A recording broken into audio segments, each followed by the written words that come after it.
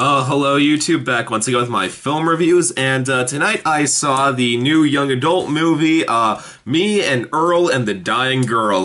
Gotta say, I love that title. It's a great title for a movie, and let's talk about it. The plot of this film, it stars a senior in high school, named Greg, played by Thomas Mann, who's someone of us who tries his hardest not to get, like, emotionally attached to anyone. Like, his closest companion is a guy named Earl, played by R.G. Seiler, and who Greg doesn't even consider his friend, and just his acquaintance, and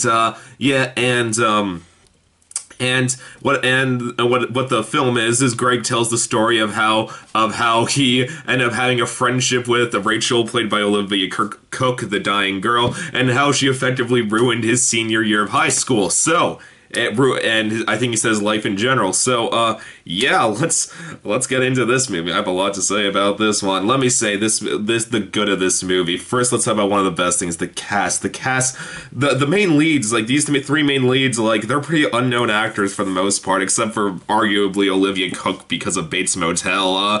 Yeah, she really likes playing people with terminal illnesses. That seems to be her niche when it comes to films. Just like, really likes to do those. But the cast, these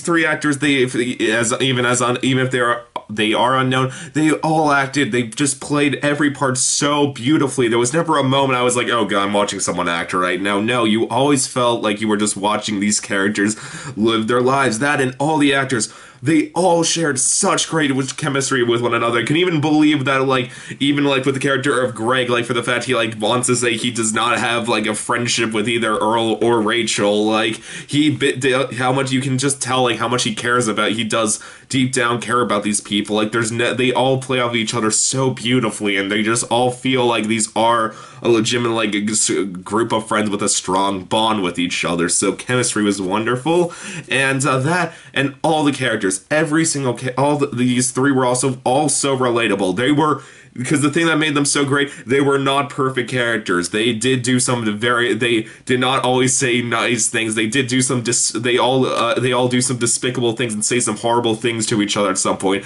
but that makes them feel real. The fact that they weren't perfect, except for Earl. Earl is the only consistently just great human being, but even with that, he just does feel like a selfless human being. I mean, he is pushed too far in one scene, but these characters, they all just felt so real, and so that's why they're great. And there was some fun supporting roles from Nick Offerman, Connie Rittman, sorry, I wrote this down, Molly Shannon, and John Bernthal. I think that's how you say it.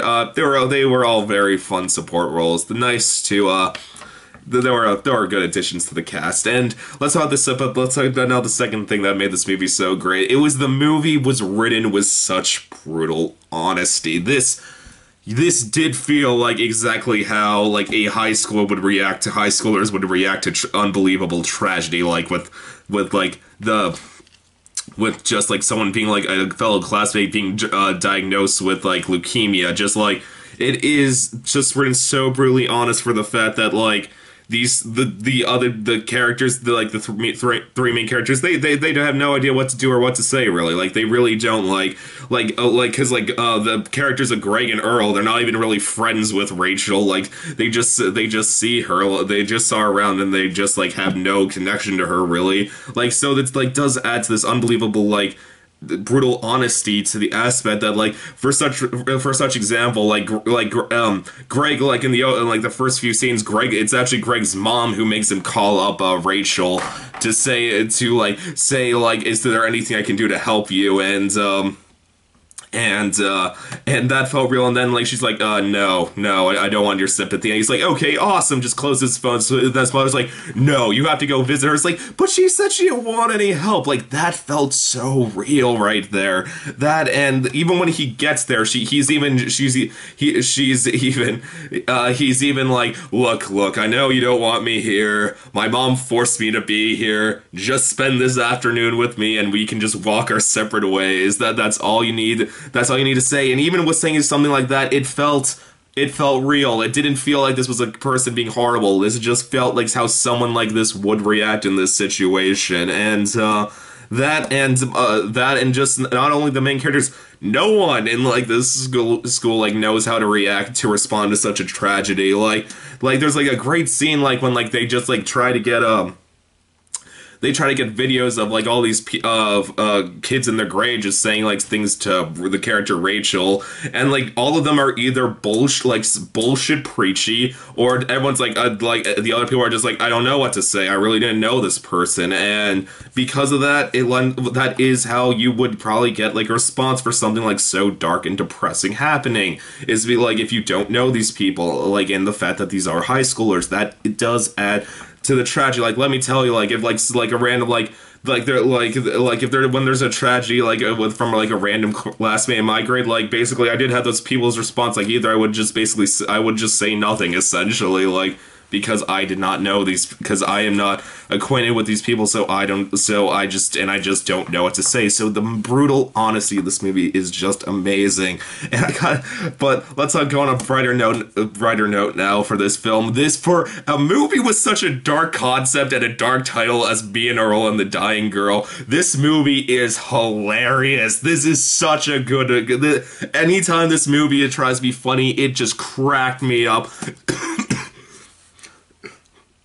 Sorry. And it wasn't just me, it was the audience, like, we're all bursting out laughing. It wasn't like they were all just going like full gut laughing. I mean, there's just so many great lines of just surrealism and just and surrealism and just wonderful lines one after another. And like for example, like there's just like a great line, just like it shows like in the opening montage when the like Greg's explaining his life. At one point, just like you see Rachel just like with her friends, and they're like, oh god, you got the results for the test back, and she's like, yeah, and then like Greg just watches like, oh yeah, tests, those are the worst, I've been there. And then when Greg learns that she's been diagnosed with leukemia, he thinks about it, and then he realized that they were talking about how she was she got her the results back for leukemia, and that she tested positive, and he would just say, and that's what he said, like, oh, I've been there, those are the worst. See, and that just felt really hilarious. And another great thing, like, this is like the whole aspect between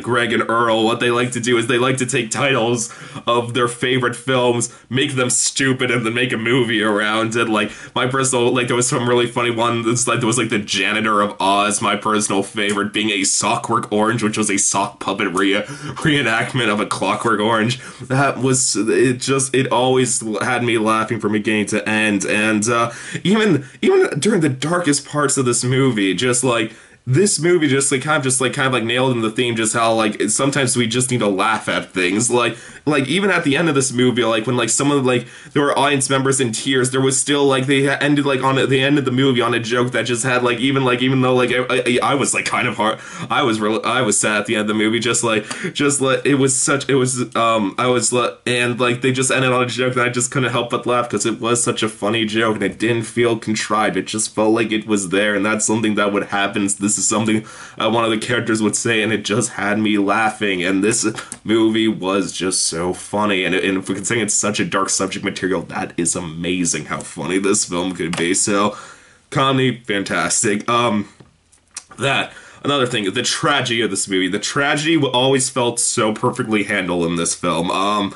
Just be on the lines that just most of the scenes between Greg, Earl, and Rachel, they were never talking about her cancer for the most part. For the most part, there were scenes of when they do talk about it, is very dark and heartbreaking.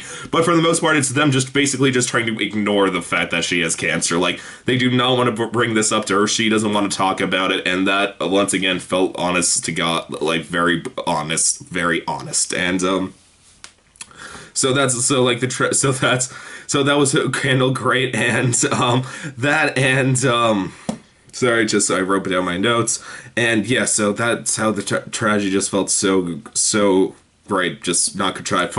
And also the romance in the movie, the romance between Greg and Rachel, this was so unbelievably handled in this, considering this is a young adult movie and they went here. It was pretty amazing. It was because it was not contrived in the slightest. It was not.